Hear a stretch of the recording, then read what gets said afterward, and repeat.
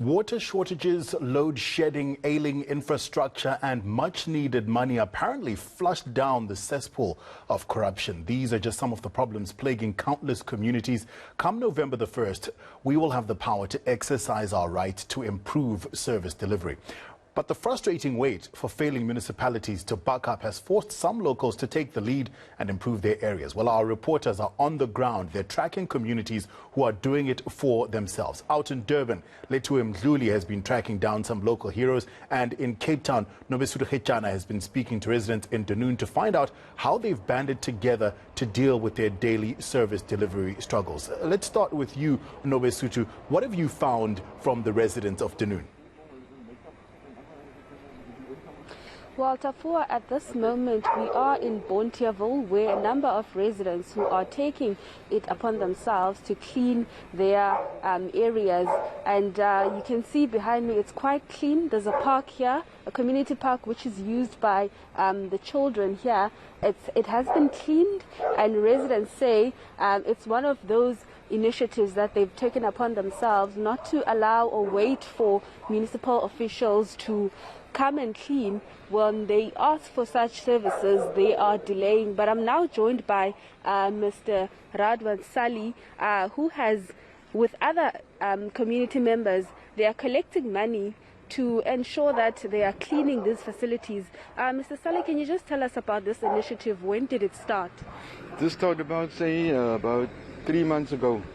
So we organized the youth and kids in the area here to clean the park, because every day they after school or holidays they play in the park.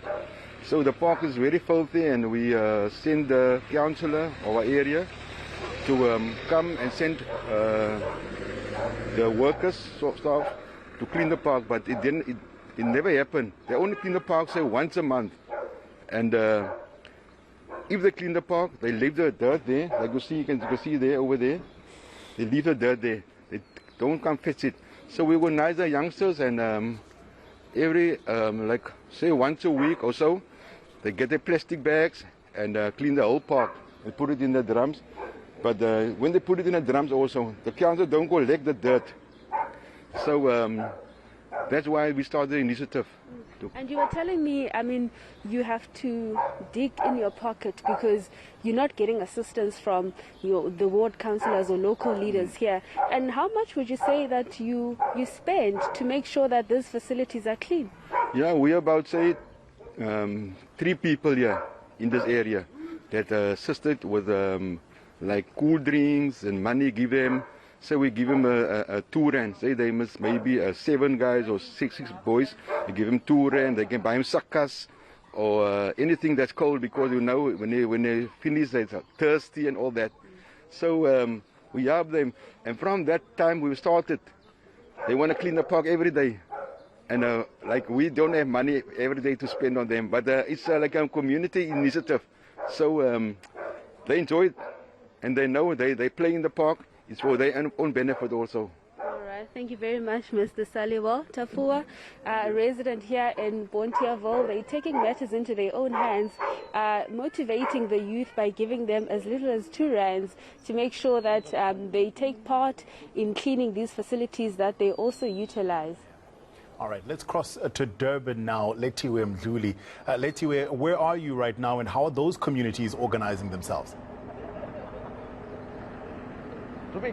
Well, this morning we are in Newlands West in Durban, where I'll be speaking to community heroes, basically, who have taken it upon themselves to help their communities, whether it's with service delivery, because we've heard a lot of people around the province complaining about the lack of service delivery. And as we are heading to the local government elections in November, we've seen a lot of communities protesting and calling for better services for their communities. But some community heroes have taken it upon themselves to help out where they can. And currently I'm joined by Joshua Randall, who has done something in a form of a feeding scheme that you formed. Good morning, Randall. Morning. Take me through what you do on a daily basis. Well, on a daily basis, we try to help the community in handing out hampers, feeding the poor, trying to organize jobs for people that have lost their jobs, and for being an outreach to the people who have in dire straits due to the COVID pandemic that we've experienced. Yeah. What's the reason behind this? A lot of communities are always complaining about not getting enough services from local governments or their municipalities. What is the reason behind this feeding scheme? Did you experience a lot of people coming to you hungry? Well, a group of friends got together and we decided, with the pandemic that we experienced, that there's a lot of people losing jobs, a lot of people are getting homeless, their lights are not paid. So we as a group of friends got together and we've decided to help the community by, we first started off bringing hot meals. Our first feeding, we went door to door, giving out hot meals to over 400 homes, and we also started a hamper drive. We've delivered over 800 hampers within the area and surrounding areas as well. It's not just our local community, we're helping others around us as well. Yeah. And with the families that you're helping, we know that the price of food is rising. What help do you need, and what do you think the governments can do to actually help out these families? Well, we're actually looking for a lot of sponsorship at the moment. As you're saying, there's a lot of dire straits families that are out there, and our hamper range has been a huge success. Huge success. So we're just basically looking for sponsorship to help us to achieve our goals. By the more sponsors we get, the more homes we help. Yeah. And in terms of families that are in need here in your area, can you tell me more about that? Well, it's the loss of jobs has happened. We have our local superates have been burnt down. So getting stuff to the people is our main concern. That's basically what it is. It's because of the infrastructure that we have and the community that we live in. As I said, with the loss of jobs, we need to outreach to them. So us as a group, as the Newlands Feeding Scheme, we tried our level best to relieve that off them, to make sure that there is food at home. Even if it just lasts them for a month or lasts them for 2 weeks, and it's all due to the sponsors that we've received already. We'd like to, thank our sponsors as well for giving us whatever they have for us to accomplish our goals. Yeah. And you also mentioned other organizations that you work with in the area accomplishing this. Yes, we have. We've worked with lots of organizations within the area that helped with our hamper drive. Okay, as I said, we delivered over 800 hampers to deserving families within the area, and it's all due to us as Newlands Feeding Scheme as well as our other organizations that helped us. Yeah, no problem.